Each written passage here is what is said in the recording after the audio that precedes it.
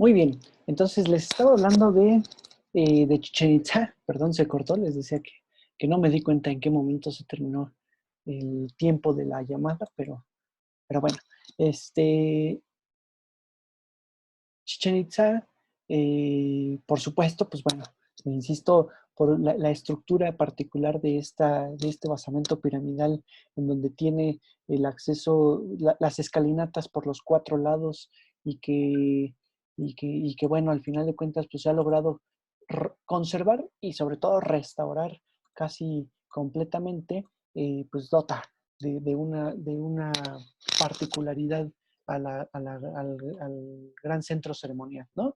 Además, sumado a que tenemos ahí el edificio eh, de los, de las columnas, ¿no?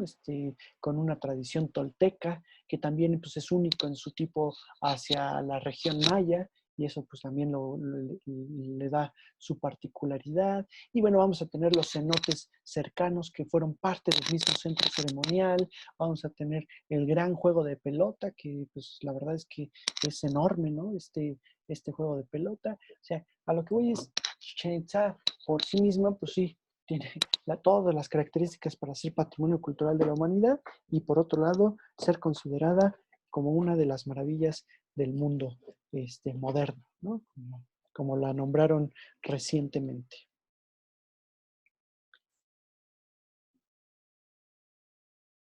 En 1988, la ciudad de Guanajuato y las minas adyacentes, bueno, las acabamos de ver en algunas de estas clases recientes, pues también fueron nombradas Patrimonio Cultural de la Humanidad. Pues igual, ¿no? Podemos ahí todavía ver eh, sus grandes, ahora sí que diremos grandes, pues sobre todo por lo característico que son, ¿no? De sus grandes callejones, sus santuarios, sus templos, la universidad, las minas, el teleférico, muchos espacios que lo dotan de una, y, que lo dotan de una particularidad, ¿no? Al final, eh, Guanajuato es particular, sobre todo porque se conserva la característica minera de la misma ciudad, la característica, insisto, de una ciudad minera, pues que sobre todo tuvo un auge de riqueza, ¿no? O sea, y así es como hay que entenderla, ¿no? Tuvo un auge minero que dotó de mucha riqueza a la población que habitaba la ciudad de Guanajuato.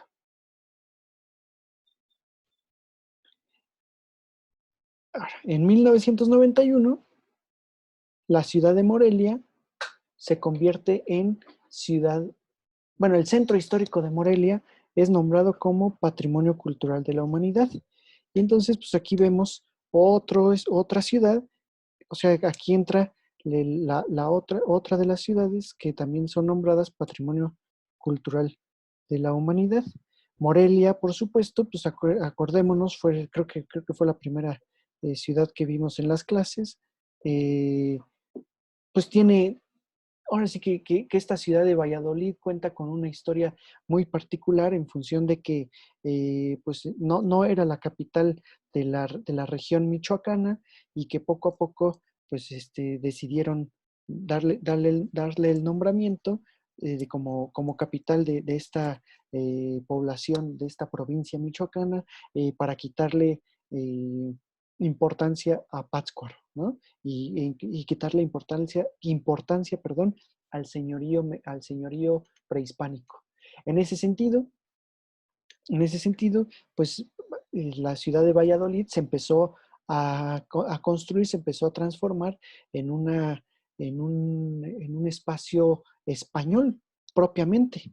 Aquí sí, esta ciudad de Morelia, pues no tiene un antecedente prehispánico como tal, sino más bien un antecedente español. Y entonces, pues eso también la vuelve única. Vamos a tener el acueducto, vamos a tener la catedral misma, la casa de Morelos, porque pues entendamos que ahí también vivió este personaje de la independencia, ¿no? José María Morelos y Pavón, el seminario, por supuesto, jesuita, que tiene una importancia histórica dentro de la independencia de México.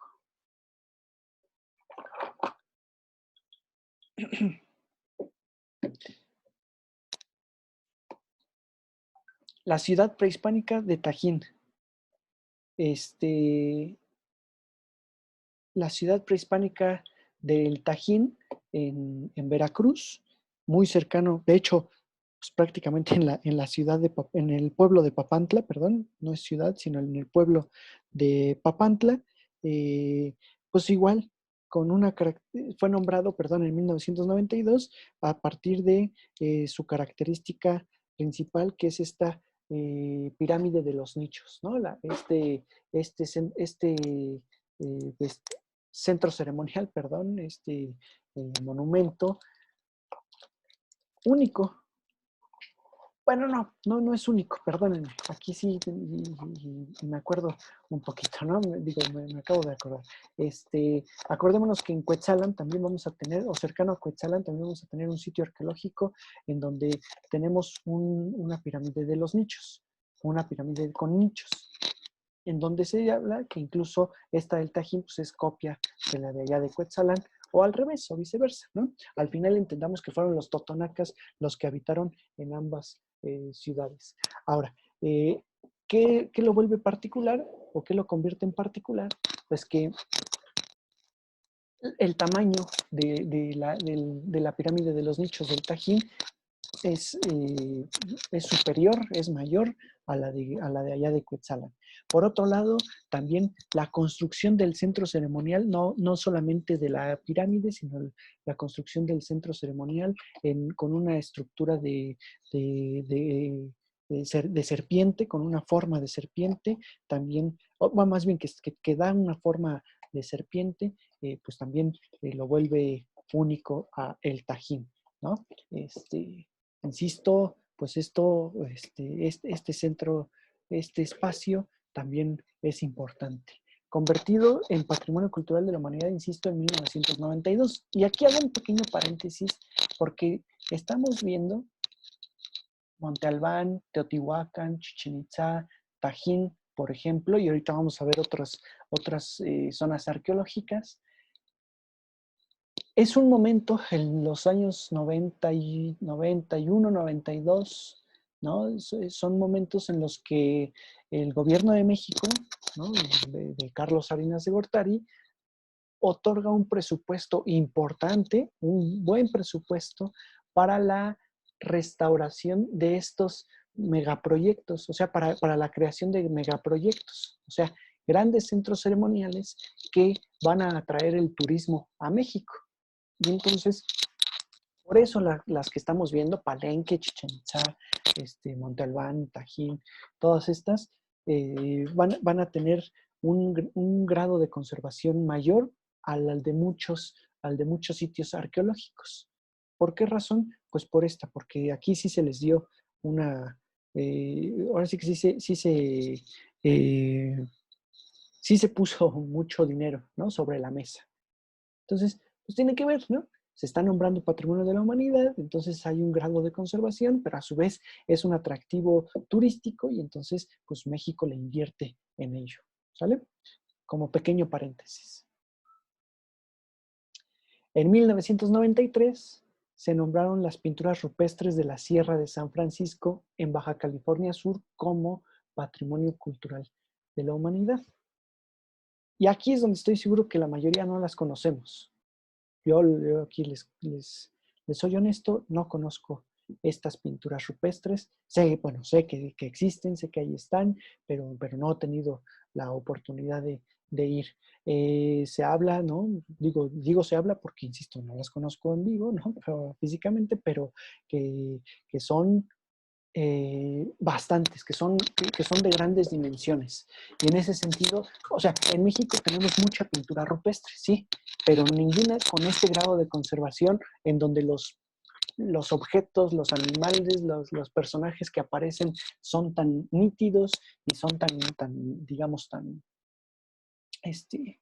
eh, pues, vamos, que se entienden muy bien, que se identifican perfectamente qué son cada cosa, en donde se resalta sobre todo los colores y los tamaños de los animales y de las plantas que aparecen, y entonces pues, nos da una idea de los habitantes de ese espacio en algún momento de la historia, o bueno, no tanto de la historia, en algún momento del pasado, ¿no? Porque obviamente eso no es parte de la historia de, de México como sociedad, sino más bien de los habitantes del pasado en el territorio mexicano. ¿Sí me explico? O sea, nosotros no provenimos de esos habitantes que estuvieron allá en Baja California creando esas pinturas rupestres, pero sí pues son parte de los habitantes del territorio. ¿Sale? Y bueno, aquí yo diría que este es un parteaguas, este nombramiento de las pinturas rupestres es un parteaguas, porque habíamos venido viendo que se nombraban solamente ciudades y ciudades prehispánicas, centros históricos y ciudades prehispánicas. Y entonces aquí ya entra la parte paleontológica y la parte prehistórica, ¿no? De México, nombrada como Patrimonio Cultural de la Humanidad. Sin embargo, bueno, en 1993 también el Centro Histórico de Zacatecas, que muchos ya conocieron, que muchos han visto, que fue fundado en 1546, cuando se descubre la plata en la ciudad y que cuenta con una serie de atractivos impresionantes, ¿no? La catedral por sí misma pues ya es un monumento que es digno de ser nombrado Patrimonio de la Humanidad y que a su vez pues vamos a tener ahí distintas, las minas sobre todo, ¿no? Los, las construcciones coloniales alrededor de las minas y también la van a dotar de mucha identidad. ¿Ok? En el 94 viene el nombramiento de los primeros monasterios del siglo XVI en las laderas del Popocatépetl. 14, fíjense qué curioso, porque el nombramiento sí dice así, monasterios de las faldas del Popocatépetl. Y sin embargo, sabemos que estos no son monasterios, son conventos.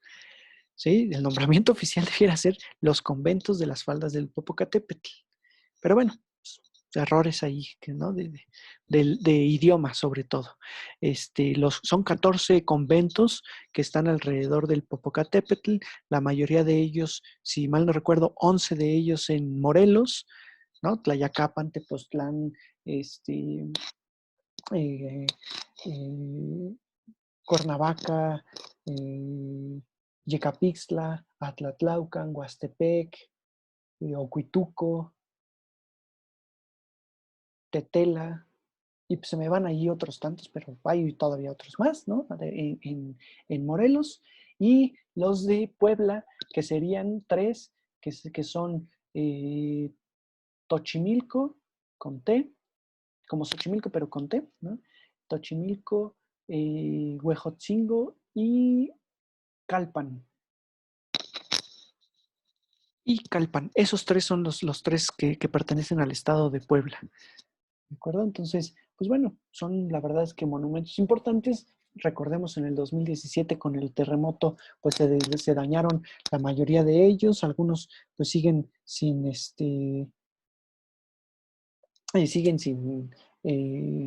sin tener un grado amplio de restauración, pero a todos se les ha dado intervención. Es importante eso. ¿Sale? En 1996, la zona de monumentos históricos de Querétaro se nombró Patrimonio Cultural de la Humanidad, otra ciudad Patrimonio de la Humanidad, ¿no? En este caso correspondiente a Querétaro, que igual, pues en su momento fue un límite entre las ciudades prehispánicas y la zona chichimeca, la región chichimeca, ¿no? También en su momento fue la tercera ciudad más importante de la Nueva España. Claro, aquí como siempre les he dicho, pues las dos más importantes eran Ciudad de México y Ciudad de Puebla. Y de ahí la tercera pues, siempre tuvo sus variantes. A veces Querétaro, a veces Guanajuato, a veces Zacatecas, a veces Oaxaca, a veces Valladolid. Sin embargo, pues bueno, Querétaro con su Teatro de la República, en donde se estrenó el himno nacional mexicano, en donde fue el juicio de Maximiliano, se promulgó la Constitución de 1917, o sea, vamos, el teatro como tal, pues es un espacio histórico de muchos procesos y pues al final de cuentas con sus iglesias también alrededor, con la plaza, el acueducto, el gran acueducto de Querétaro, pues sí, tienen este nombramiento, ¿no? Híjole, por ahí alguien me puso que tenemos que ir, pero no sé a dónde. Yo creo que a todos los que a todos los que estoy diciendo, ¿no? Tenemos que ir a todos lados. Acuérdense que el Tajín, digo, y lo hago un poco como promoción, pero a su vez también como, porque a lo mejor algunos estaban inscritos, o están inscritos más bien. Recuerden que tenemos pendiente ese paseo a Filobobos, al Tajín, a Papantla, a Veracruz, que por supuesto pues lo retomaremos en cuanto podamos regresar a las clases. Pues ahí está el pago ya hecho de muchos de ustedes y que podemos regresar y que podemos ir, ¿no? A conocer, vamos a ir a conocer el Tajín, ¿de acuerdo? Muy bien. Otro, otro espacio en 1996 nombrado como Patrimonio Cultural de la Humanidad, pues va a ser la ciudad prehispánica de Uxmal, en Yucatán, con su gran pirámide del adivino, el cuadrángulo de las monjas, ¿no? Que bueno, son nombres que les dieron, que no tienen no es un nombre prehispánico, por supuesto, simplemente es porque tenían parecido, ¿no? Uxmal al final es un centro prehispánico, es un centro ceremonial prehispánico que tiene, sobre todo que destaca por sus edificios de estilo PUC. Y bueno, aquí no me meto mucho porque desconozco en gran medida cuáles son las diferencias, no me he enfocado tanto en ese estudio, pero recordemos que en la zona maya pues tenemos distintos estilos arquitectónicos. Uno de ellos va a ser el PUC y entonces Uxmal destaca por este estilo arquitectónico de estilo PUC, ¿no? Aquí, como siempre, pues vale la pena ir con un especialista que nos pueda dar noticia de todo ello. Tenemos el Palacio del Gobernador y vamos, muchos edificios en Uxmal. Muy cercano, vale decir, a la ciudad de Mérida. Uxmal está muy cercano a la ciudad de Mérida, en Yucatán. Y que también aquí simplemente les hago el comentario, no entra dentro del nombramiento de Patrimonio de la Humanidad, pero tenemos otra serie muy cercanas también, otras ciudades prehispánicas como la de Cabá, Labná y Sayil. Son tres ciudades importantes, cercanas y que, bueno, pues nos permiten ver justamente el estilo arquitectónico. En 1997 se nombró el Hospicio Cabañas de Guadalajara, Jalisco, como Patrimonio Cultural de la Humanidad. Y el Hospicio Cabañas, acuérdense, es una construcción, perdón, les iba a decir, es una construcción de Manuel Tolsá, pero no, en realidad Manuel Tolsá, este arquitecto novohispano que introdujo el estilo neoclásico a la Nueva España, que construyó el Palacio de Minería, el altar de la Catedral de Puebla, que construyó la iglesia de la Profesa, o más bien los altares de la iglesia de la Profesa. Manuel Tolsá dejó los planos, y que hizo el caballito, digo, yo creo que así lo identifican más, el caballito que está ahí enfrente del Munal, él dejó los planos para la construcción del Hospicio Cabañas. Entonces, el Hospicio Cabañas es a partir de planos hechos por Manuel Tolsá. Fue también logrado y es una construcción única, este espacio, en donde tenemos murales de José Clemente Orozco, además, ¿no? Que por eso recibió el nombramiento de Patrimonio de la Humanidad. Son 106 habitaciones las que tiene, 23 patios, 2 capillas, 72 pasillos. O sea, es una construcción monumental. Vale mucho la pena que se reconozca. Entonces, pues por eso se convirtió en patrimonio de la humanidad. Resulta que apenas vamos en el número 15 y nos faltan 17 más. Y todavía nos faltan el patrimonio inmaterial. Entonces, y además ya son las 11:51. Entonces, si les parece bien, dentro de 8 días terminamos de ver estos nombramientos de patrimonio material y del patrimonio inmaterial. ¿De acuerdo? Y así los dejo un poquito picados para que dentro de 8 días tengan ganas de ver, de escuchar la clase. Y de cualquier forma, pues bueno, esta clase la grabé y se la subo a YouTube por si quieren retomar un poquito. Pues nos vemos dentro de 8 días. Nos escuchamos y nos vemos dentro de 8 días. Que pasen bonita semana. Bonito fin de semana, perdón. Bonito viernes y bonito fin de semana. Y pues a seguir resistiendo esta cuarentena. ¿Sale? Muchas gracias a todos. Cuídense mucho. Saludos.